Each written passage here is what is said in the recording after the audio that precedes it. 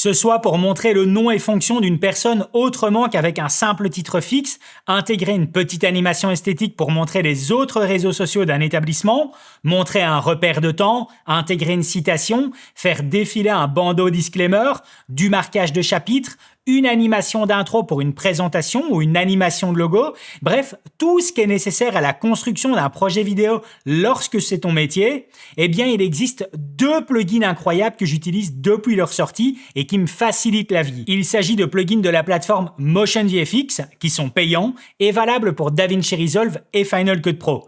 Il s'agit du plugin M-Title Megapack ainsi que M-Lowers Universal et ça pour moi sont des plugins dont tu amortis leur achat dès le début car tu peux vraiment les utiliser dans tout type de projet, que ce soit du corporate, du mariage, de la formation, de la fiction, du clip. En fait, moi ici, c'est la première fois que je vois autant de potentiel avec seulement 2 plugins. Et pour résumer, ça vient répondre en fait à 3 besoins. Le premier, c'est la rapidité car c'est super simple à utiliser. Le deuxième, c'est l'inspiration, car il y a des animations qui sont proposées ici avec des combinaisons de polices d'écriture auxquelles moi j'aurais pas forcément pensé. Et le troisième, c'est dans le type d'animation que je suis clairement incapable de produire moi-même. Et ça, pour moi, c'est le but d'un bon plugin. Tu remarqueras aussi qu'il a indiqué collaboration commerciale tout du long de la vidéo car c'est Motion VFX qui la sponsorise, mais c'est sous mon initiative. Je voulais vraiment te partager cette info car si la vidéo est ton métier de tous les jours, eh bien je te promets que tu vas adorer ces 2 plugins. Je vais maintenant te montrer leur fonctionnement depuis DaVinci Resolve afin que tu puisses voir à quel point ils sont simples d'utilisation. Je vais regarder avec toi 3 types d'animations. La première, ça va être ici un élément dont on a tout le temps besoin, c'est-à-dire une animation qui te permet en fait d'introduire le nom ainsi que la fonction d'une personne, plus le logo en fait de sa société, qui sera optionnel, ce n'est pas obligé d'avoir le logo. La deuxième chose, ça va être ici en fait l'animation des réseaux sociaux, donc en fait justement avoir quelque chose d'assez simple, mais qui nous permet justement de rappeler en tout cas la présence de l'établissement dont tu parles sur les réseaux sociaux. Et la troisième, ça va être une animation d'intro. Tu peux voir, moi c'est une animation ici que j'apprécie énormément parce que c'est quelque chose qui fait relativement bien le job dès que tu es en tout cas dans du cadre institutionnel, corporate, dès que tu dois faire en tout cas tout ce qui est animation d'after movie, de conférences, de choses comme ça, c'est très très très pratique, c'est du plus bel effet et l'avantage en tout cas c'est que c'est quelque chose qui se fait rapidement et ça n'impacte toujours pas en tout cas de façon trop importante le budget sur la réalisation que tu proposes à ton client. Donc ici en fait ces 3 animations, comment est-ce que ça fonctionne? Eh bien lorsque tu as intégré en fait les différents packs et les différents plugins de Motion VFX dans ta librairie DaVinci Resolve, tout fonctionne sur un glisser-déposer. Donc déjà évidemment tout ce qui est là, tu peux en fait à chaque fois les survoler et voir en tout cas leur animation en direct, donc c'est bien, tu as un aperçu et puis après tu prends tout simplement et tu viens à déposer par-dessus ton plan comme tu peux voir moi juste ici. Je l'efface et je viens ici justement sur cette première animation. Alors ce qui est important en tout cas de voir, c'est justement en tout cas toutes les fonctionnalités auxquelles on a accès et ce de façon assez simple. C'est ça qui est vraiment en tout cas intéressant ici. Le premier point sur le contrôle, ça va être justement le choix ou le fait de désactiver l'animation d'intro et d'outro. Donc comme tu peux voir ici au début, on a une animation, et bien si j'en ai envie, je peux très bien la désactiver. Voilà, je n'ai plus cette animation et je ne l'aurai qu'à la fin, comme tu peux voir juste ici. Donc tu peux en fait désactiver cela. Alors évidemment, toutes ces animations, tu peux à chaque fois en tout cas choisir, tu vois ici je la duplique, je la désactive ici, je peux très bien choisir de l'allonger. Donc je peux l'allonger à l'infini et celle-ci va rester. Donc en fait, on peut faire vraiment ce qu'on veut à ce niveau-là au niveau des animations. Je reviens sur l'original. Ensuite, on va retrouver ici la possibilité donc de changer la taille, de changer la position. Donc je referme ici cette petite case. Ici au niveau de l'avatar, eh bien c'est là en fait tout simplement qu'on va venir intégrer le logo. Donc tu peux voir que moi ici j'ai choisi en fait un faux logo histoire d'illustrer mes propos. Mais donc là en fait ton logo qui se trouve directement dans tes fichiers, dans tes dossiers sur ton ordinateur, eh bien tu vas le chercher tout simplement. Et de nouveau tu sais tout personnaliser. Donc c'est-à-dire que tu peux personnaliser la taille, donc que ce soit la taille globale ou le zoom dans justement ici le petit rond.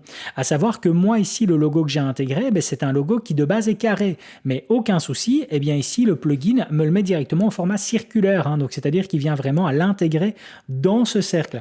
De nouveau ici, je peux changer, tu vois, la taille, donc c'est-à-dire que si je diminue, tu peux voir ici que je retrouve en tout cas mon carré. Si je le réaugmente, je reviens ici dans du circulaire. Donc c'est très très bien fait par rapport à ça. Je reviens ici au niveau du titre. Tu tapes tout simplement en tout cas le titre dont tu as besoin. Tu peux choisir la police. Donc imaginons que la réalisation que tu fais intègre une charte en tout cas graphique qui t'oblige en tout cas à avoir certains types de police ou autres.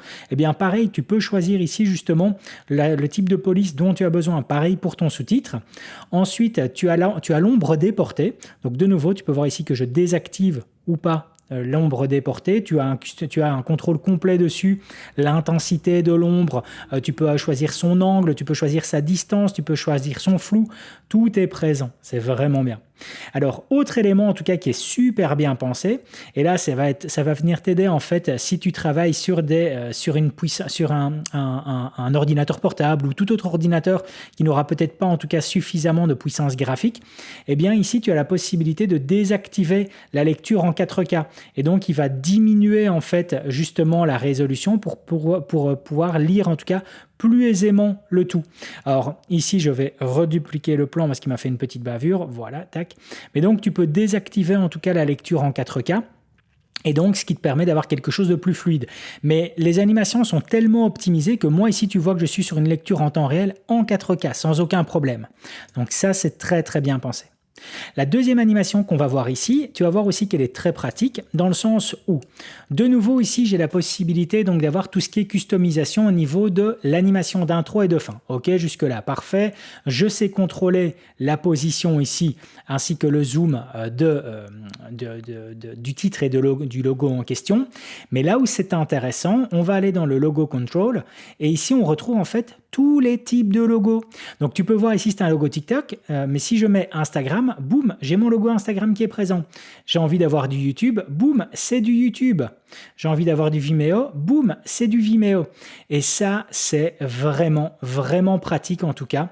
Alors évidemment, tout ça, mais tu peux encore venir mettre d'autres images en plus. Tu peux voir qu'on a le petit ici Browse pour aller chercher d'autres images que tu peux intégrer dedans. Mais en attendant, c'est super bien fait parce que tu peux au moins avoir une cohérence. Donc, c'est-à-dire que si l'établissement est présent, par exemple, sur Instagram, sur TikTok et sur YouTube, mais tu peux avoir exactement les trois mêmes types d'animations, de typos, etc. mais à chaque fois avec le bon logo en question. Et donc, ça, c'est vraiment pratique. Ça, c'est pour ça, en tout cas, que j'aime, en tout cas, ces différentes fonctionnalités des plugins Motion VFX. C'est parce qu'ils vont t'intégrer, tu vois, ce genre de type de base de données et qui est super pratique. En tout cas, c'est vraiment efficace. Voilà, tu vois, ça fait vraiment le job. Alors, ici, au niveau de la dernière.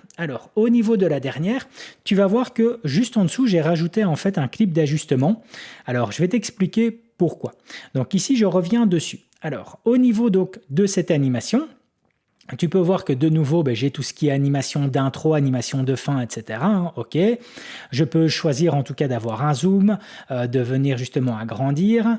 Ici, j'ai mon titre. Comme tu peux voir, moi j'ai mis Keynote, d'accord. Et puis après, au niveau du sous-titre, j'ai mis From Brussels. Alors évidemment, tout ça en fait, dis-toi qu'à chaque fois, si en tout cas il y a quelque chose qui ne te plaît pas au niveau du sous-titre, tu n'es pas obligé en tout cas de simplement effacer cela. Tu peux tout simplement décocher et voilà, ça disparaît automatiquement. D'accord? Donc ça, c'est assez bien fait. Là où c'est intéressant, c'est qu'on a en fait une personnalisation complète en fait au niveau des animations qui sont présentes juste ici. Donc tu sais désactiver des éléments, d'accord? Et sur lesquels en plus, de nouveau, s'il y a une charte graphique au niveau en tout cas de certains types de couleurs, tu as peut-être déjà été confronté à ça, c'est-à-dire que l'établissement pour lequel tu filmes, la société pour laquelle tu filmes, ils ont que certains types de codes couleurs à respecter. De nouveau, tu sais le faire ici. Tu sais tout faire à ce niveau-là. Alors, ici, on a la possibilité aussi tout simplement d'avoir un background, donc d'avoir un arrière-fond. Donc, c'est-à-dire que tu peux choisir de nouveau depuis le plugin d'avoir un arrière-fond. Et donc, comme tu peux voir ici, si je rejoue, voilà, on ne voit plus ce qui se passe derrière, d'accord? Donc là, en fait, j'ai cet arrière-fond qui est présent sur lequel je peux de nouveau changer ici justement tout ce qui est coloris. Et tu peux voir juste en dessous que j'ai ces letterbox, donc ici qu'on retrouve en haut et en bas, et de nouveau que je peux désactiver si j'en ai envie. Même chose, je peux très bien tout désactiver juste ici et donc avoir l'entièreté. Donc ici, ça, ces animations de letterbox, tu n'es pas obligé de les avoir. Si en tout cas tu veux rester sur ce type d'animation au complet, aucun problème, d'accord? De nouveau, ici, tu as l'ombre déportée. Tu peux voir que moi, je l'ai activé. Et alors donc, je reviens sur mon clip d'ajustement. Pourquoi est-ce que j'ai un clip d'ajustement juste en dessous? Parce que moi, en tout cas, je ne voulais pas justement avoir ce background, de savoir cet arrière-fond. Mais par contre, je voulais en tout cas avoir justement une visibilité sur le plan derrière. Et donc, ce que j'ai fait, j'ai simplement mis un clip d'ajustement en dessous avec un fondu sur un flou gaussien. Et donc, tu peux voir toute la différence. Ici, sans flou gaussien. Maintenant, je remets avec le flou gaussien. Et donc, ça, c'est simplement en fait un flou gaussien ici qui est présent et sur lequel j'ai fait une petite animation de points clés pour augmenter en fait l'intensité. Et voilà. Et donc là, ici, j'ai quelque chose qui me prend 2 secondes littéralement à mettre en place et sur lequel j'ai des personnalisations complètes sur base de 2 plugins uniquement. Avec ces 2 plugins là, donc qui sont mTitle Megapack et mLowers Universal, tu sais vraiment répondre à l'ensemble des projets dont tu as besoin. Et c'est ça qui est juste génial en fait. Comme tu peux le voir, c'est vraiment simple, rapide et efficace. Tout ce qu'on a besoin pour notre métier. Je t'ai mis leur lien en description. Le gros avantage pour moi de ces plugins, c'est que c'est un paiement unique, mais qui est par contre tenu à jour par Motion VFX. Alors c'est pas qu'ils vont ajouter des animations par la suite, mais par contre le plugin sera d'office mis à jour par rapport aux nouvelles versions de DaVinci Resolve et Final Cut Pro. Pour moi, c'est un gros coup de cœur que je te partage ici avec plaisir. Et si tu veux en savoir plus sur l'univers de la vidéo, je t'invite à cliquer sur celle-ci. À tout de suite.